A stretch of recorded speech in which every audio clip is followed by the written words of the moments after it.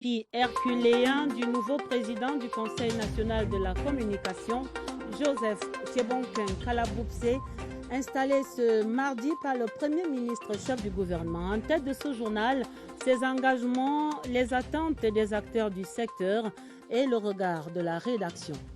Les défis des examens 2021, le succès espéré au bout de l'année pour les GCE, les CEP et les First School Living Certificate, des examens en cours depuis ce mardi. Nous ferons le point à travers les régions. Et puis les défis des Jeux Olympiques de Tokyo 2020, porter haut l'étendard du Cameroun, le vert ou jaune, confié ce mardi à Emilienne Joseph Essambé. D'autres résolutions des travaux du Comité national olympique et sportif du Cameroun, ce sera en page des sports de ce journal. Voilà pour les titres, développement après ce message.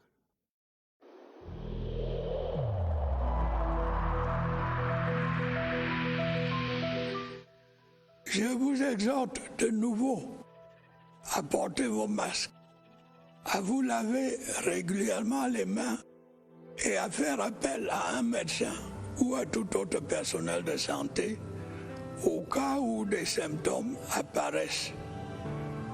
C'est le seul moyen de préserver les vies et de freiner la propagation du virus.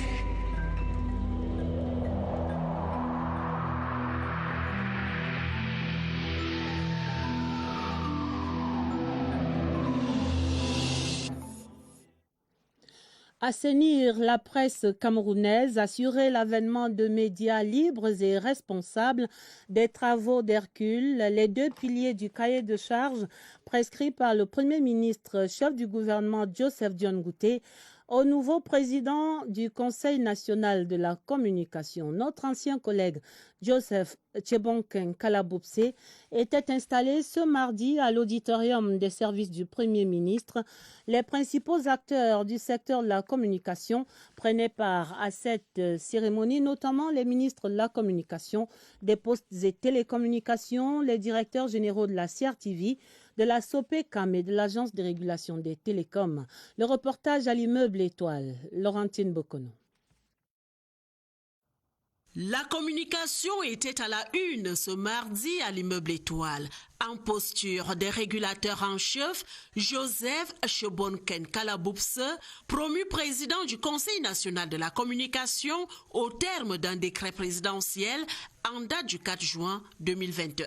Je remercie Dieu qui m'a donné l'opportunité de servir le pays encore et le chef de l'État qui a pris l'acte pour me placer là où je suis. Le Premier ministre a dit beaucoup de choses. On doit travailler pour assainir la presse au Cameroun. C'est dans cette ambiance de solennité que le Premier ministre chef du gouvernement, Joseph Dione Ngouté, a fait l'éloge de l'émancipation de la presse au Cameroun. Une diversité des organes et des acteurs qui nécessite une régulation appropriée. Message bien reçu. Les journalistes doivent être le watchdog de la société, pas celui qui pollue la société. Les règles sont là, on va les appliquer fermement s'il le faut. Et on va éduquer parce que la presse doit être ce qu'ils doivent être dans une société respectable comme la nôtre. Le nouveau président du CNC, Joseph Tchebonken Kalaboubse, présente le profil de l'emploi. Journaliste principal, ancien éditorialiste à la CRTV, ancien président de la Cameroon Baptist Convention, il remplace à ce poste une autre icône du métier de journaliste, Peter Essoka, à qui le Premier ministre chef du gouvernement a exprimé sa gratitude pour les bons et loyaux services rendus. Le nouveau président du CNC et ses collaborateurs n'auront guère d'état de grâce. À peine installés, ils sont déjà attendus sur le terrain, notamment par les professionnels des médias eux-mêmes. Tous espèrent voir le Conseil national de la communication prendre enfin plus de légitimité et plus de liberté pour sanctionner sans état d'âme quand la situation l'impose. Voici une compilation de ces attentes. C'est un reportage de Oswald Modou. S'il est un champ dans lequel le Conseil national de la communication et son président sont attendus, c'est bien celui de la crédibilité. les personnes les plus intelligentes, les plus efficaces ne feront rien, ne vont pas crédibiliser le Conseil national de la communication tant que ce dernier n'a pas un pouvoir de police. Et vous savez que les décisions du CNC n'ont jamais fait l'unanimité parce que très souvent on retrouve le président même de cette instance en train d'être esté au tribunal par les revendications d'un directeur de publication. Je pense qu'il doit changer la méthode, comment suivre les actions des journalistes au Cameroun. Je pense que la nouvelle équipe peut commencer par là, visiter les bureaux pour voir comment les journalistes travaillent, dans quelles conditions les journalistes travaillent. Dans la coopération, ils espèrent tous un conseil entièrement autonome et qui saura manier la carotte et le bâton, sans complaisance. Le Conseil national de la communication devra donc aussi revoir ses rapports avec les médias qu'il doit réguler. C'est un bureau qui doit travailler dehors, pas dans les bureaux. Parce que tu travailles avec les journalistes, tu ne dois pas rester dans ton bureau juste pour attendre les plaintes, pour sanctionner. La nouvelle équipe aussi doit faire un code, comme une publication pour distribuer aux médias au Cameroun. Pour dire voilà. Si tu fais comme ça, voilà ce qui t'attend.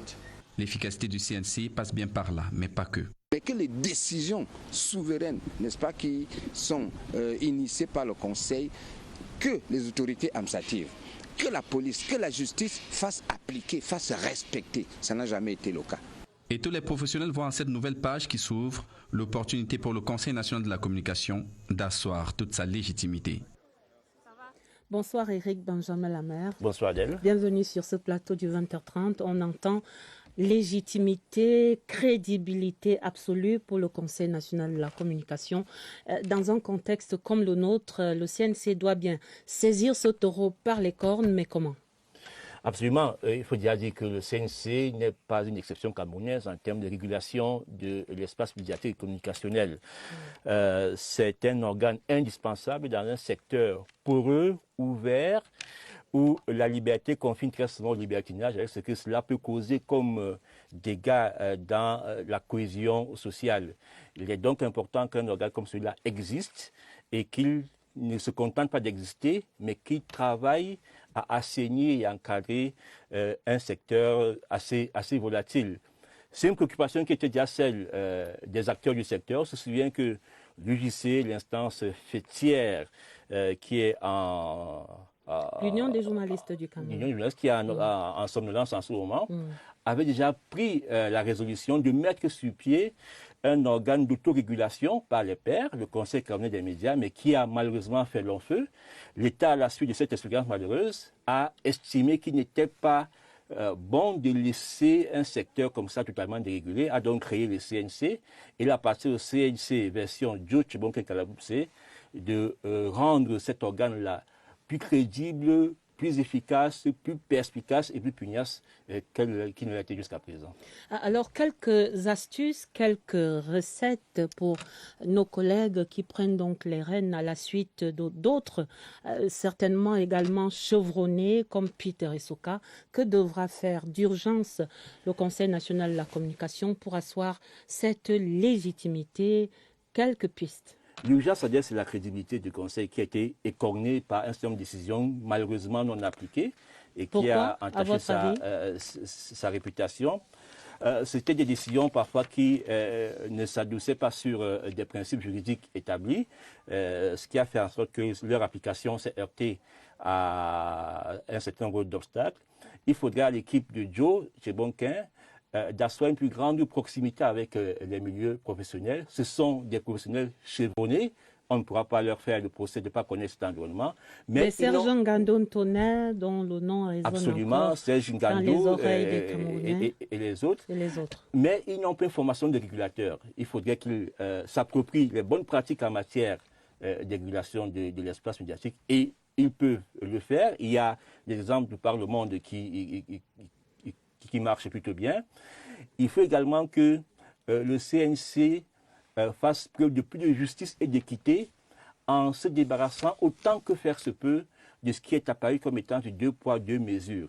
Cela passe par une chose très simple, la mise sur pied d'une grille de fautes et d'une grille de sanctions pour pas que pour la même faute qu'on ait des sanctions différentes et qui peut donner à interprétation et entacher la crédibilité de cet organe important. Mais on peut dire que la grille existe, la loi est claire. les textes de 90 sur la communication sociale et toute la batterie de ceux qui suivent. C'est très intéressant d'évoquer le texte de 90, mais qui, malheureusement, ces textes-là sont obsolètes aujourd'hui. Il faut les dépoussiérer. Ces textes-là ne prennent pas en compte, par exemple, la presse en ligne, qui est un véritable souci aujourd'hui. Une innovation. Il faut revoir les textes de 90. Il faut dépoussiérer les résolutions issues des États généraux de la communication d'il y a presque 10 ans aujourd'hui, qui instituaient, par exemple, un fonds pour les médias, qui instituaient une définition plus précise du statut de journaliste. Qui est journaliste au Cameroun? Il faudra bien crever l'abcès un jour. Ce travail-là, il n'appartient pas forcément au CNC, mais le CNC peut faire un lobbying pour que tout ce cadre juridique-là qui encadre y compris la carte de presse, y compris la carte de presse, que ces textes-là soient dépoussiérés, actualisés, afin que le CNC puisse avoir des outils plus pertinents lui permettant de mener de manière efficace son action. Merci Éric Benjamin Lamère, mais en cœur nous disons bon vent à Joe Tchebonken Kalaboupse et à son équipe ce soir. Absolument, bon vent à lui et à tous les autres. Merci. Nous ouvrons le dossier de ce soir à la rédaction pour évoquer la suite des examens officiels 2021 et le début ce mardi du DCE O-Level et A-Level, du CEP et du First School Living Certificate. Dans la région du Sud-Ouest, on enregistre plus de 30 000 candidats pour les GCE Advanced Level et pour les O-Level, pour ne parler que de ces deux examens. Partout, on aura noté une grande affluence, plus importante en tout cas que l'année dernière. Nous faisons le point avec Roger Samaki-Poro à Boya. Les épreuves écrites du GCE Ordinary and Advanced Level ont démarré normalement ce mardi au lycée bilingue de Moliko Boya, établissement qui abrite 3 centres d'examen. À la Presbyterian Comprehensive Secondary School de Boya, plus de 200 candidats répondent présents depuis ce mardi matin. Les examens ont commencé à 8h. Tout le monde était là. Il y avait l'économie, papier 1, également la géologie, advanced level et ordinary level. Même sérénité au centre d'examen du lycée technique de Boya qui enregistre près de 1000 candidats au Technical Vocational Education Examination. Seules 9 absences ont été signalées pour cette première journée. Par ailleurs, les épreuves du First School Living Certificate connaissent la participation de plus de 19 000 candidats, tandis que l'on enregistre 420 candidats au certificat d'études primaires dans la région du Sud-Ouest. Tout se déroule normalement selon la déléguée régionale de l'éducation de base Elangwe, Rose Mboumé. Nous allons dans la région du Nord-Ouest à présent où ce sont environ 20 000 candidats qui prennent part depuis ce mardi à ces épreuves écrites des GCE Ordinary et Advanced Level, des examens qui connaissent également une plus grande participation. Nous faisons le point là-bas avec Valentin Kouadeu à Bamenda. Depuis CHS Bamenda à GBHS Dantan, passant par GBHS Bamendankoué, partout où il est passé, le délégué régional des enseignements secondaires du Nord-Ouest s'est rassuré que toutes les conditions étaient réunies, les mesures anti-Covid-19 respectées pour un déroulement des examens sans anicroche. Nous attendions 332 élèves pour le niveau de ordinary level et pour le niveau de advanced level. Nous attendons 93 élèves pour economics et puis 15 pour géologie. Par ailleurs, le responsable des enseignements secondaires du Nord-Ouest a exprimé sa satisfaction pour le nombre croissant des candidats au GCE O et A-Level, qui est passé de 14 000 à plus de 20 000 pour la session 2021. Ici à Yaoundé, le centre d'examen du lycée bilingue d'application a reçu un total de 1133 candidats pour entamer ces épreuves écrites des GCE et A-Level. Voici les dispositifs sanitaires et sécuritaires sur ce site dans ce reportage de Joaligor Abanda. Ce mardi matin, il est 7h45 au centre d'examen du GCI, du lycée bilingue d'application de Yaoundé. C'est au pas de course que les candidats rejoignent leur salle d'examen. De nombreux candidats découvrent ici les listes et leur salle d'examen ce premier jour. Certains candidats ont même oublié leur pièce d'identité. Ils m'ont confié que les mamans sont en train de l'amener, mais on ne stresse pas l'enfant ou le candidat. On le fait entrer dans les salles de classe, on les calme, on dit compose. Dès l'entrée, les candidats sont soumis à une fouille systématique. Au niveau du portail, on a 3 membres de la police. Ils ont le détecteur métallique. Il y a aussi les cache-nez. Surtout pour certains élèves qui n'en ont pas, on les donne les cache-nez. À 8h, retentit la sonnerie. C'est le début des épreuves d'école mixte pour les 785 candidats du haut level et les 305 candidats de l'advanced level. 43 candidats composent ce premier jour en géologie. Le centre d'examen du GCI du lycée bilingue d'application de Yaoundé a enregistré quelques absences ce premier jour d'examen. Les épreuves écrites du GCI s'achèvent le 10 juin prochain. Coup d'envoi également ce mardi pour les épreuves du certificat d'études primaires, le premier grand examen de sortie de l'enseignement primaire, également pour le First School Living Certificate. Les candidats du sous-système francophone ont affronté les épreuves de dictée-question, tandis que ceux du système anglophone tablaient sur les mathématiques. Chose vue à l'école publique du centre administratif de Yaoundé avec Laurence Okalia. L'avenir du Cameroun se peaufine sur ces tables bancs. Demain, ils seront des médecins, des journalistes, des enseignants et tous ces métiers dont ils rêvent tant. Mais pour ce faire, ils doivent dompter ce premier diplôme officiel reconnu au Cameroun, le certificat d'études primaires et le First School Living Certificate. On a un effectif de 388 candidats divisé par 8 salles de classe. On a eu 8 absents, donc 4 garçons, 4 filles. Tous les surveillants sont là, les membres du secrétariat sont là, tout se passe bien. La dictée question a permis aux élèves de faire un calcul rapide sur la température des épreuves à venir. Si elle diffère selon les candidats, la température des mesures barrières, elle, reste stable. Il y a les lavages de mains. Le goûter, c'est chaque candidat qui est venu avec son goûter. À l'entrée, vous n'avez vu personne, les vendeuses sont dehors, les enfants ne sont pas sortis. Dans les deux sous-systèmes francophones et anglophones, les épreuves de certificat d'études primaires et de First School Living Certificate tiendront sur 2 jours.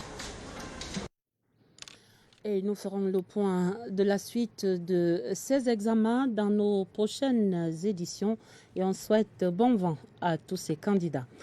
La suite du journal avec les obsèques officielles de l'ancien Premier ministre Simon Achidi Achou. Ces obsèques qui auront lieu le samedi 3 juillet à Santa, c'est dans la région du Nord-Ouest, conformément au décret signé hier lundi par le président de la République. Et hier lundi, c'était également le jour de l'arrivée de la dépouille mortelle en provenance des États-Unis d'Amérique. Pour l'accueil à l'aéroport international de Yaoundé-Nsimalen, il y avait de nombreuses personnalités de la République et une forte délégation de l'élite de la région du Nord-Ouest. Notre reporter Augustin Guizana raconte ici l'ambiance de deuil à l'aéroport. Aéroport international de Yaoundé-Nsimalen. Personne n'a voulu rater l'ultime rendez-vous avec l'ancien Premier ministre.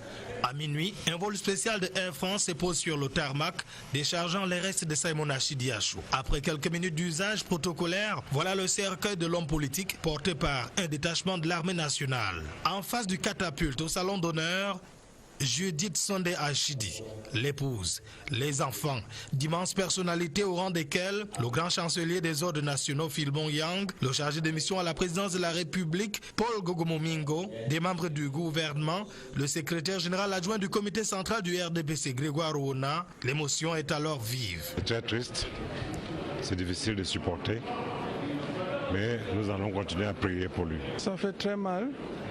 Un père qui nous a soutenus, qui a joué son rôle pas seulement pour l'arrondissement de Santa, mais pour tout le pays. Le temps d'une courte prière dite par le pasteur de la Presbyterian Church Bastos, le fervent chrétien qu'était Simon Achidi Achou est confié au Seigneur. Le Premier ministre Simon Achidi Achou a beaucoup soutenu l'IAI et c'est pourquoi je suis venu pour lui témoigner ma gratitude éternelle. C'est le début d'un voyage sans retour. La dépouille de Simon Achidiachou fera escale à Yaoundé jusqu'au 2 juillet 2021. L'ancien sénateur reposera à Santa, son village natal, le 3 juillet 2021. Et dans cette crise sociopolitique dans les régions du nord-ouest et du sud-ouest, ce mardi, le mouvement populaire pour le dialogue et la réconciliation donnait un point de presse pour dénoncer l'assassinat d'un imam dans le Ngoketunja, région du nord-ouest, et la décapitation d'un délégué départemental dans le Ndian, région du sud-ouest, par des séparatistes. Le président du MPDR qui demande la libération immédiate de ceux des délégués départementaux encore retenus par les séparatistes. Le professeur Chandan Tonme interpelle les missions diplomatiques, les organismes internationaux accrédités au Cameroun et les ONG pour cette situation au Cameroun. Morceau choisi de cette déclaration, c'est avec Augustin Guizana. Le MPDR, Mouvement populaire pour le dialogue et la réconciliation, interpelle convivialement celles des organisations internationales, surtout privées, qui s'inscrivent au tableau des vocations humanitaires à propos des critères impurs et trop souvent biaisés qu'elles affectionnent. En effet, les 10 critères consistent à privilégier la cause malicieuse des groupuscules criminels et drogués en oubliant le lourd préjudice subi par une nation entière.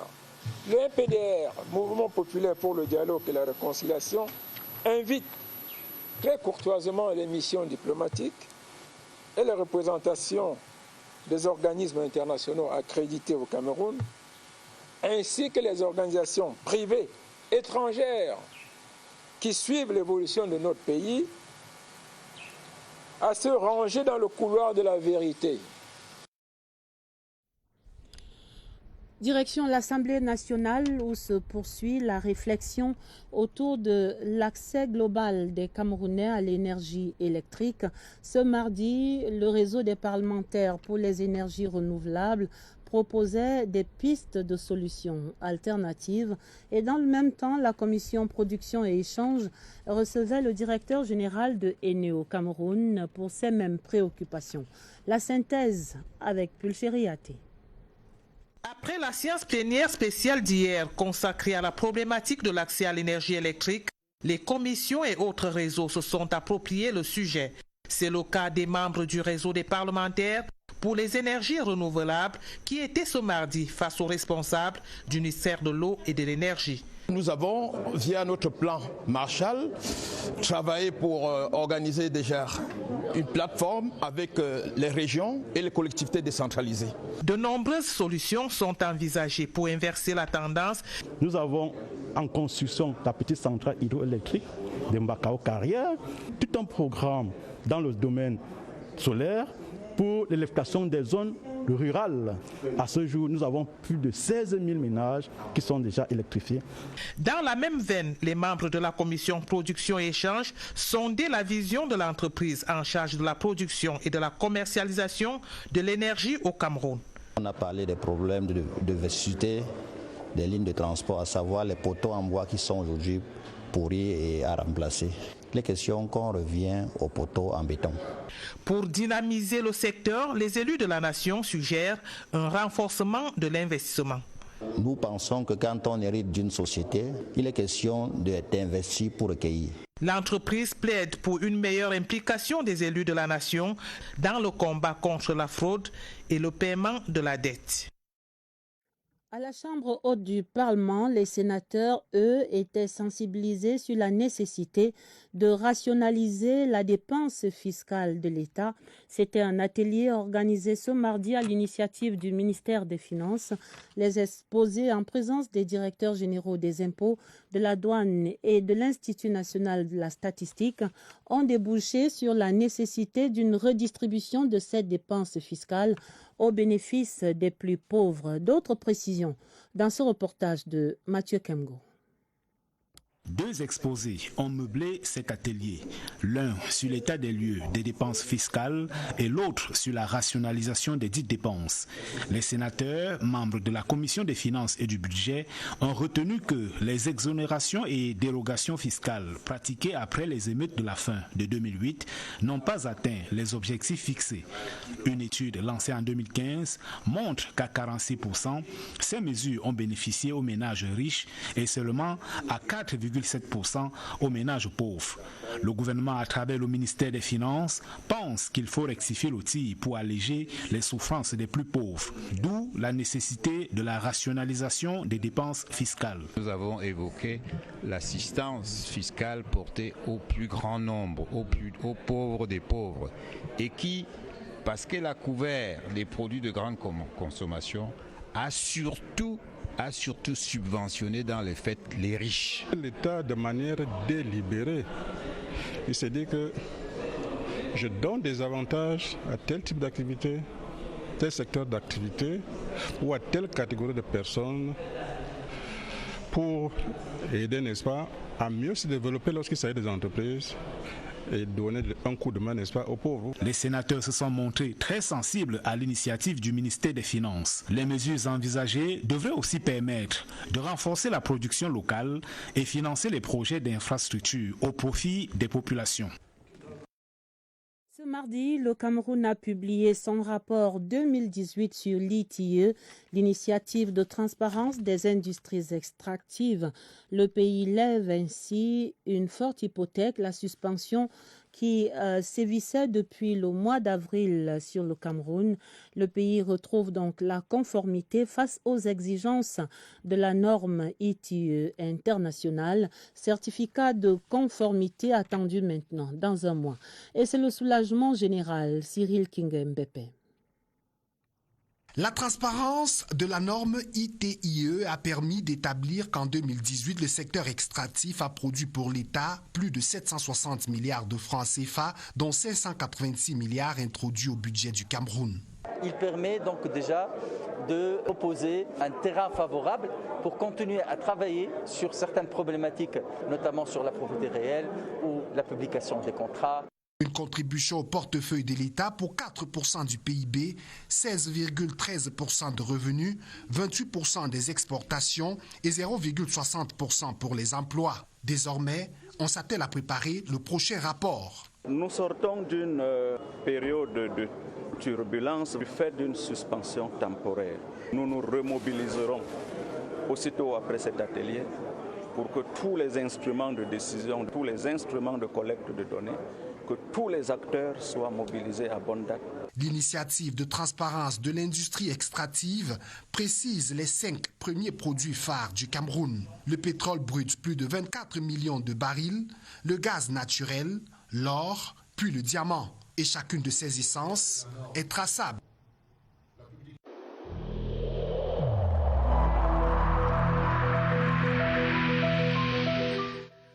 Je vous exhorte de nouveau à porter vos masques, à vous laver régulièrement les mains et à faire appel à un médecin ou à tout autre personnel de santé au cas où des symptômes apparaissent.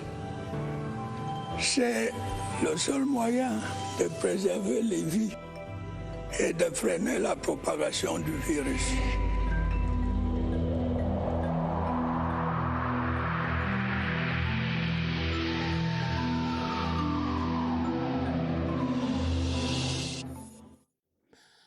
Et pour combattre plus efficacement le coronavirus et espérer atteindre l'immunité collective au Cameroun, la vaccination va s'accélérer dès le 7 juillet. Les autorités camerounaises annoncent une vaste campagne du 7 au 11 et la suite également après cette période, mais le pays attend encore confirmation de la livraison du vaccin Johnson & Johnson, la vedette même de cette campagne. La commande passée pourrait être disponible au mois d'août. Nous prenons des nouvelles plus précises sur cette commande et sa livraison avec Évariste Yanga et son invité qui nous attendent au centre des opérations des urgences de santé publique ici à Yaoundé Messa. Bonsoir Évariste.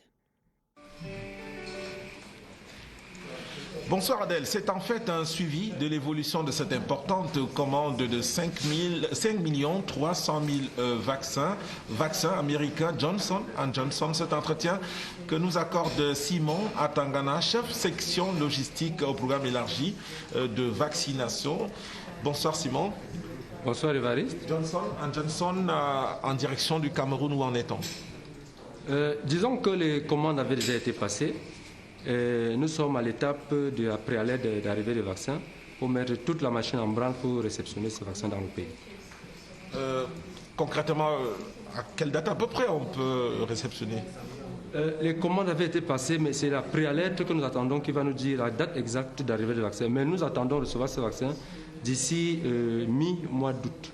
Il est prévu que Johnson & Johnson soit utilisé pendant la campagne de vaccination de masse. D'ici là, vous aurez eu le temps de dispatcher à travers les districts de santé? Nous pouvons déjà dire que nous avons le vaccin disponible dans les districts de santé, notamment le Sinopharm et AstraZeneca que nous avons reçu il y a cela 2 à 3 mois. Johnson & Johnson viendra juste compléter le stock pour la poursuite des activités de vaccination. Merci à vous, Simon Atangana. La procédure donc en cours, cette commande importante de 5 300 000 vaccins Johnson & Johnson pour venir renforcer les 2 autres vaccins déjà existants à travers les districts de santé du Cameroun.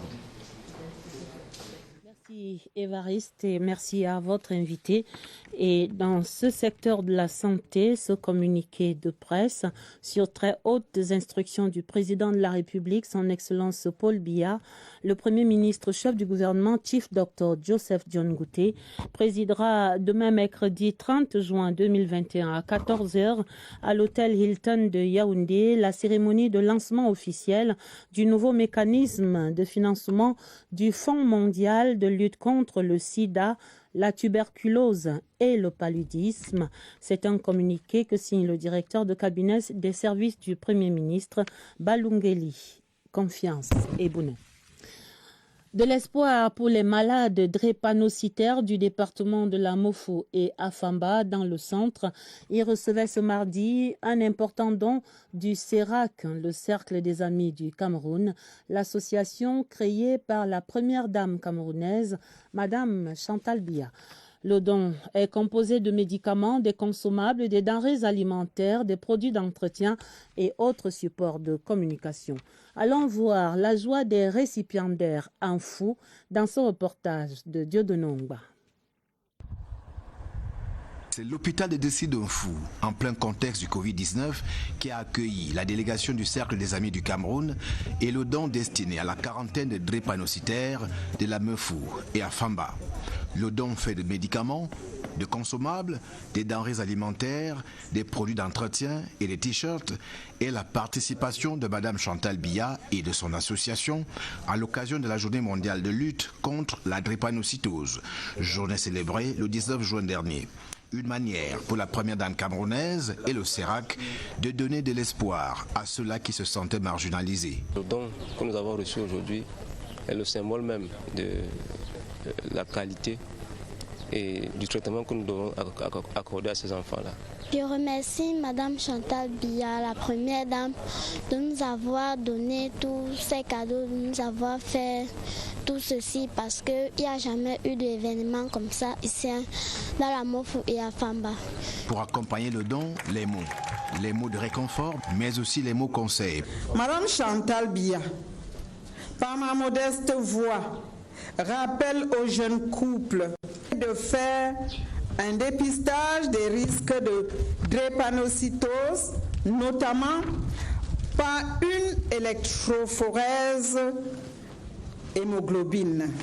Après une cérémonie dépouillée mais dense, ouverte par une prière interreligieuse, les plénipotentiaires de la première dame camerounaise ont effectué une visite du pavillon pédiatrique de l'établissement hospitalier. La politique nationale d'octroi des subventions aux agriculteurs se précise avec la tenue ce mardi de la première session du comité de pilotage et d'orientation de ce dispositif. Les travaux étaient présidés par le ministre Gabriel Mbaye-Robé pour décider d'une phase pilote de 3 ans qui va concerner prioritairement les filières cacao-café dans le département du Mungo, région du littoral. Une enveloppe de 6 milliards et 350 millions est donc déjà disponible pour financer ces subventions agricoles pour cette année 2021, de l'argent qui ira principalement à ces secteurs-là. Jean-Pierre Congé explique ici les critères de sélection et l'impact de ces subventions. Le département du Mungo, avec près de 15 000 producteurs de café et de cacao, sera le champ expérimental du nouveau dispositif de subventionnement de la production agricole au Cameroun, qui se veut plus efficace et plus sélectif. Pour des besoins d'équité, on ne donne la subvention que pour 2 hectares en moyenne par bénéficiaire. Techniquement, les agronomes nous disent que lorsque les arbres ont plus de 30 ans, les alimenter en fertilisant n'apporte pas de valeur ajoutée de manière particulière. Et dans ces conditions, on a estimé que dans les superficies à subventionner, qu'il était idéal d'écarter toutes celles qui ont plus de 30 ans. Mais le but n'est pas de pousser les gens à abandonner les parcelles vieilles, mais plutôt à essayer de remplacer les arbres qui sont âgés par des arbres plus récents qui certainement ont des rendements meilleurs que les anciens. De l'injection des plus de 6 milliards de subventions dans ces filières sont attendus un accroissement et une nette amélioration de la production. À la fin de ce dispositif de subventionnement sur 3 ans, on aura un accroissement de la production en café de l'ordre de 3 000 tonnes et en cacao de l'ordre de 17 000 tonnes. Une fois le dispositif rodé dans le Mungo, il sera étendu aux autres bassins de production. La Société Générale du Cameroun vient d'instituer la journée dite du fonctionnaire. Ce sera chaque 25 du mois, une journée pour permettre à la banque de dédier un ensemble de services à cette catégorie spécifique de sa clientèle. Pour les explications, nous retrouvons à Douala Franck Jam. À la Société Générale de Douala, comme dans les 38 autres agences que compte cet établissement bancaire au Cameroun, lors de la célébration de la journée fonctionnaire, ceux-ci sont traités comme des rois. Elle a 3 objectifs principaux. Premièrement, on souhaite vraiment que la clientèle fonctionnaire comprenne qu'elle est une clientèle particulière dans notre banque. Deuxièmement, on va améliorer l'écoute, l'accueil et la satisfaction de cette clientèle fonctionnaire. Et troisièmement, on voudrait vraiment confirmer notre engagement à accompagner la clientèle fonctionnaire dans la réalisation de leurs projets. Une fois par mois, lors de la journée fonctionnaire, cette banque apporte à ses clients particuliers des solutions responsables et innovantes. Nous avons mis à leur disposition des guichets et des caisses dédiées pour réaliser rapidement leurs opérations. Nous leur proposons des produits et services qui sont véritablement adaptés à leurs besoins. Partie importante des près de 212 000 clients de cette compagnie, les fonctionnaires bénéficient depuis peu d'un traitement préférentiel. C'est une clientèle privilégiée à Société Générale. Nous avons par exemple 2 produits principaux, le pack fonctionnaire et l'assurance fonctionnaire, qui sont véritablement des produits dédiés à nos fonctionnaires. Heureux de l'innovation, ils profitent de la main tendue. Je recommande vraiment la banque, c'est une très bonne banque parce que je suis client depuis 10 ans. Et la qualité des services est bien. Même les taux de crédit qu'on propose, c'est bien. Donc j'encourage tous les jeunes qui veulent aller dans une banque. Vraiment, la FGC, c'est la meilleure des banques. Répondant aux préoccupations spécifiques des fonctionnaires, la Société Générale du Cameroun se mobilise tout autant pour satisfaire tous ses clients. La page des sports pour parler des Jeux Olympiques de Tokyo 2020 et ce sera Emmanuel Joseph Essombe Tiako, le porte-étendard de la team Cameroun à cette compétition. La lutteuse a en effet été désignée ce mardi à l'issue de la session ordinaire des travaux du bureau exécutif du Comité national olympique et sportif du Cameroun. D'autres annonces de cette session avec Évariste Yenga. Il s'agit d'une dame, Joseph Esombe Tiako, lutteuse de moins de 59 kg, régulière à toutes les compétitions continentales et mondiales depuis 2012. Son accompagnateur est le boxeur Albert Mengue Ayissi, l'un des premiers qualifiés. Avant cette désignation, il y a eu prestation de serment des personnalités récemment nommées. Le magistrat Or Irassi Yap Abdou, président du conseil de discipline de la chambre de conciliation et d'arbitrage, Kumpa Issa, le vice-président du comité d'éthique et bien d'autres, tous conscients de leur nouvelle mission. Le serment est un engagement solennel qu'on fait, n'est-ce pas, afin d'assumer sa mission avec fidélité, loyauté et probité. J'apporterai toute ma contribution pour faire en sorte que les valeurs de l'olympisme triomphent partout. Ceci est en cohérence avec les attentes du Comité national olympique. Ce que nous attendons, c'est que ces personnes puissent réguler l'activité dans le sens de protéger les valeurs que je viens d'évoquer.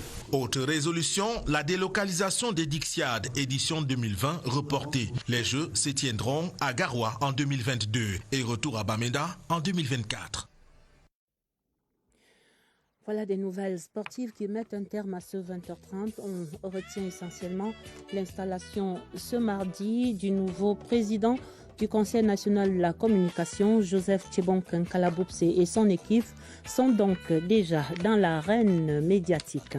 Et puis, en perspective dès demain, on retient le lancement officiel du nouveau mécanisme de financement du Fonds mondial de lutte contre le sida, la tuberculose et le paludisme. À la manœuvre, le Premier ministre chef du gouvernement, ce sera au Yaoundé Hilton Hotel à partir de 14h demain donc. La fin du 20h30, un journal préparé avec la collaboration de Christelle Fouda, Augusta Ngononga et Christelle Beina. Vous aurez d'autres informations présentées par Sadou Mamoudou et Elvis Teke sur cette antenne à minuit. Retrouvez pour l'immédiat Séverin Alégambélé et le magazine Entre les lignes. Très belle soirée sur toutes nos antennes et à demain, 20h30.